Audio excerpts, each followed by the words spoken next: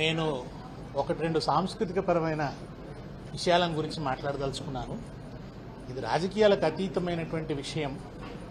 నేనేదో ఒక పార్టీ పక్షాన దీన్ని చెప్పదలుచుకోలేదు.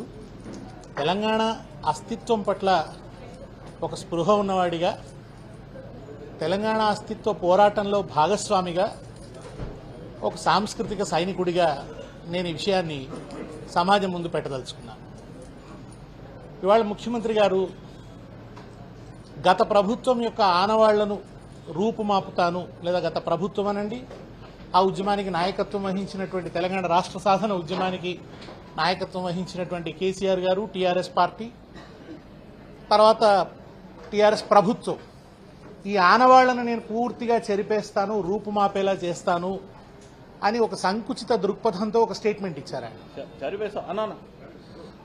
అయితే ఆ సంకుచితమైన వైఖరిలో ఆయన ఎక్కడికి పోతున్నారంటే 1000 ఏళ్ల తెలంగాణ సాంస్కృతిక చిహ్నాల్ని అవమానించే ఆ పద్ధతిలోకి వెళ్తున్నారు ఆయన. ఇది చాలా చాలా చాలా తెలంగాణ సమాజాన్ని హర్ట్ చేసేటువంటి విషయం. ఇవాళ వారు ఏమంటున్నారంటే, తెలంగాణ ప్రభుత్వం లోగోలో ఉన్నటువంటి కాకతీయ తోరణము, చార్మినారు, ఈ రెండు కూడా రాచరిక చిహ్నాలు కనుక వీటిని మేము ఆమోదించము అని అంటున్నారు. అవి రాచరిక చిహ్నాలు మాత్రమేనా? అవి తెలంగాణ వారసత్వ చిహ్నాలు, తెలంగాణ శిల్పకళా వైభవానికి చిహ్నాలు, తెలంగాణ అస్తిత్వ వైభవానికి తార్కాణాలు. అవి వాటిని కేవలం రాచరిక చిహ్నాలంటే ఎట్లా? భారతదేశం యొక్క రాజముద్రలో ఏముంటుందండి? 3 సింహాలు ఉంటాయి. ఆ 3 సింహాలు ఎక్కడి నుంచి తీసుకున్నారు? సారనాథ్ నుంచి తీసుకున్నారు. ఆ శిల్పాలు నిర్మించింది ఎవరు? అశోకుని కాలంలో నిర్మాణమైనాయి. అంటే అవి కూడా రాచరిక చిహ్నాలే కదా. రాచరిక చిహ్నం అని భారతీయ రాజముద్రలో ఉన్నటువంటి 3 సింహాలను తీసేస్తారా? అట్లనే మన జాతీయ పతాకంలో ధర్మచక్రం ఉంటుంది. ఆ ధర్మచక్రం ఎక్కడి నుంచి తీసుకున్నారు? అది కూడా అక్కడి నుంచే తీసుకున్నారు, ఆ స్తూపం నుంచే తీసుకున్నారు. అది కూడా మరి రాచరిక కాలంలోనే నిర్మాణం అయింది. అయినా ముఖ్యమంత్రి గారు, మీరు కూర్చున్న అసెంబ్లీ రాచరిక చిహ్నం అండి. నిజాం రాజు 7వ రాజు కాలంలో నిర్మించబడినటువంటి అసెంబ్లీ, అది రాచరిక చిహ్నం. మరి దాన్ని వదులుకుంటామా? రాచరికం నుంచి వదులుకుంటే నియంతృత్వ ధోరణిని వదులుకోవాలి. రాచరికం నుంచి వదులుకోదలుచుకుంటే అహంకారాన్ని వదులుకోవాలి. రాచరికం నుంచి వదులుకుంటే నిరంకుశత్వాన్ని వదులుకోవాలి. ఇంకా చెప్పాలంటే మన ఫ్యూడల్ యుగం నుంచి వస్తున్నటువంటి మన కులం పేర్లు, మనకు ఉండేటువంటి ఈ కులం జబ్బులు, వీటన్నిటినీ మనం వదులుకోవాలి. కానీ ఆ వారసత్వ కట్టడాల్ని, దాని నుంచి ఏదన్నా మంచి ఉంటే ఆ మంచిని, కాకతీయులు చెరువులు నిర్మించినండి. చెరువులు నిర్మించడం వల్ల ఇవాళకి తెలంగాణ ప్రజలకు అవి ఆదరువుగా ఉన్నాయి.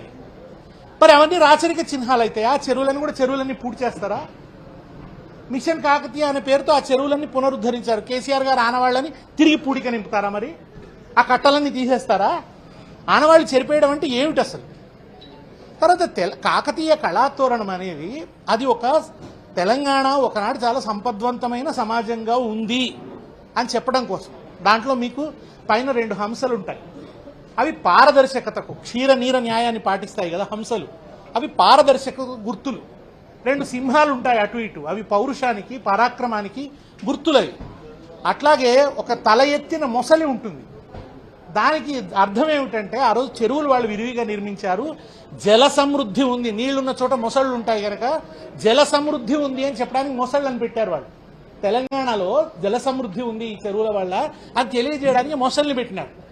అట్లనే కింద 7 పూర్ణ కలశాలు బోర్లించినట్టుగా ఉంటాయి. అవి సప్త మాతృకలకు చిహ్నాలు, అంటే అమ్మ దేవతలు. తెలంగాణలో పూజలు అందుకునే అమ్మ దేవతలు సప్తమాతృకలు, వాళ్ళ చిహ్నాలు అవి. ఇవాళ దాన్ని మీరు కించపరిస్తే అది మొత్తం తెలంగాణ చరిత్రని, మనోభావాల్ని కించపరిచినట్టు. మరి భారతదేశం యొక్క రాజముద్రలు అవి ఉన్నాయి. మీరు కర్ణాటక రాజముద్రలో ఏముంటుందండి?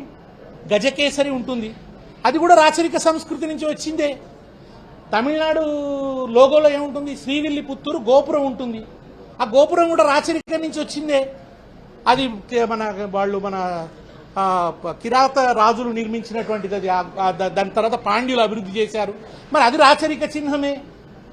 ఇట్లా మీరు ఏదో ఒడిశా చూడండి, ఒడిశా వాళ్ళు కోణార్క నుంచి తీసుకున్నటువంటి ఒక శిల్పాన్ని పెట్టుకున్నారు, అది కూడా రాచరిక చిహ్నమే. చార్మినార్ ఏంటండి? చార్మినార్ ఎందుకు కట్టాడు కులీ కుతుబ్ షా? ఆయన చార్మినార్ను నిర్మించింది కలరా వల్ల ఇక్కడ ప్రజలు చనిపోయారు. వాళ్ళ సంస్మరణలో చార్మినార్ నిర్మించారు. చార్మినార్ తన 4 చేతులు ఎత్తి అల్లాను ప్రార్థిస్తుంది, ఈ సమాజం చల్లగా ఉండాలి, ఈ హైదరాబాద్ చల్లగా ఉండాలని. ఆ చార్మినార్ను నిర్మిస్తూ కుతుబ్ షా ప్రార్థన చేశాడు, సరస్సు చేపలతో నిండిపోయినట్టు ఈ నగరం ప్రజలతో నిండిపోని అని కులీ కుతుబ్ షా ప్రార్థన చేశాడు. అసలు కాంగ్రెస్ ప్రభుత్వ కాలంలోనే హైదరాబాద్కు 400 సంవత్సరాల ఉత్సవం చేస్తే చార్మినార్నే లోగోగా స్వీకరించారు. చరిత్ర తెలియకుంటే ఎట్లా ముఖ్యమంత్రి గారు చరిత్ర మీతో మొదలు కాదు, 1000 సంవత్సరాల కింద మొదలైంది. లోగోను కూడా తనకు తానుగా బీఆర్ఎస్ నిర్ణయించలేదు, ముందు అది సోషల్ మీడియాలో పాపులర్ అయింది.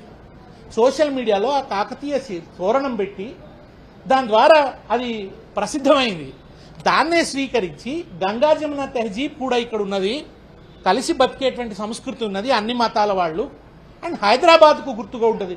ఒక రూరల్ తెలంగాణనంతా ప్రతిబింబించేలాగా కాకతీయ తోరణం ఉంటే హైదరాబాద్ సింబల్గా చార్మినార్ ఉంటుందని చెప్పి ఆ రెండింటిని పెట్టినారు. పట్టినప్పుడు మీరు రాచరిక చిహ్నాలని తీసేస్తామనంటే హైదరాబాద్ను అవమానించినట్టు, వరంగల్ను అవమానించినట్టు, తెలంగాణ చరిత్రను అవమానించినట్టు, ఓరుగల్లు కీర్తిని అవమానించినట్టు. ఇదేమిటండి, అది తెలంగాణ అనేది అస్తిత్వ పోరాటం అండి. దీంట్లో అందరు ఉంటారు, కులీ కుతుబ్ షాలు ఉంటారు, సమ్మక్క సారక్కలు ఉంటారు, కొమరం భీమ్ ఉంటాడు, అందరు ఉంటారు దీంట్లో. ఎన్టీ రామారావు అయితే 6వ నిజాం విగ్రహం పెట్టాడు, ఏది మన ట్యాంక్ బండి మీద మహబూబ్ అలీ ఖాన్ విగ్రహం పెట్టినాడు. రాచరికం యొక్క విగ్రహం ఎట్లా పెట్టిండండి ఆయన? అనేక మంది రాజుల విగ్రహాలు లేవా ఇవాళ? అరే కాకతీయ ఉత్సవం మన కాంగ్రెస్ పార్టీ వాళ్ళే నిర్వహించారు కదా కాకతీయుల ఉత్సవం అనేది. అట్లనే కృష్ణదేవరాయల పట్టాభిషేకం అప్పుడు మన ఆంధ్ర ప్రాంతంలో నిర్వహించారు. ఇవన్నీ మీరు రాచరిక చిహ్నాలు అని అంటే ఎట్లా? అవి రాజులే వాటిని ఏం నిర్మించలేదండి. ఆ తోరణాన్ని శిల్పులు చెక్కారు. ఆ శిల్పులు ఎవరండి? అట్టడు కులాల నుంచి వచ్చిన శిల్పులే వాళ్ళందరూ కూడా. వాళ్ళ ప్రతిభకు తార్కాణం ఆ తోరణం.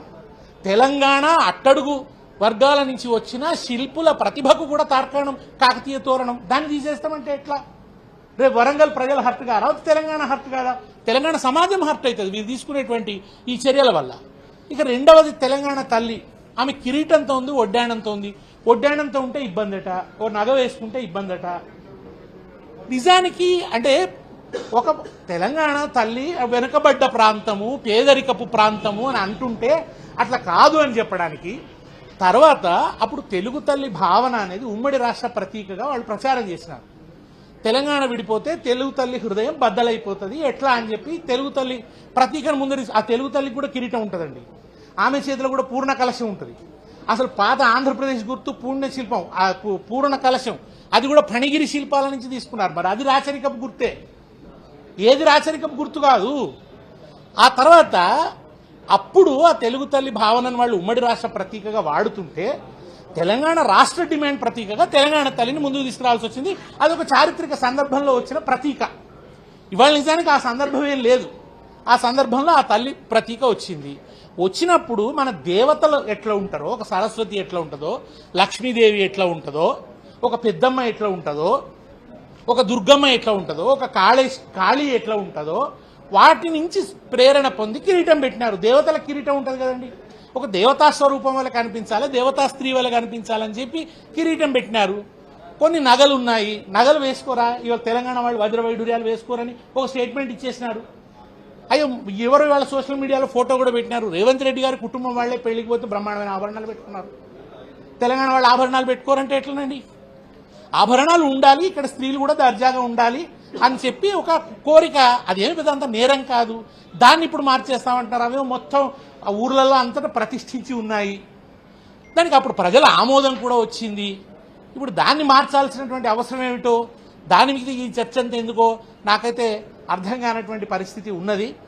ఒకవైపు జయ జయ హే తెలంగాణ పాటను మీరు అధికారిక గీతం చేశారు, సంతోషం. దాంట్లోనే ఉంది కదండి, ఏమనుంది? కాకతీయ కళాప్రభల కాంతిరేఖ రామప్ప, గోలుకొండ నవాబుల గొప్ప వెలుగే చార్మినార్ అని ఉంది.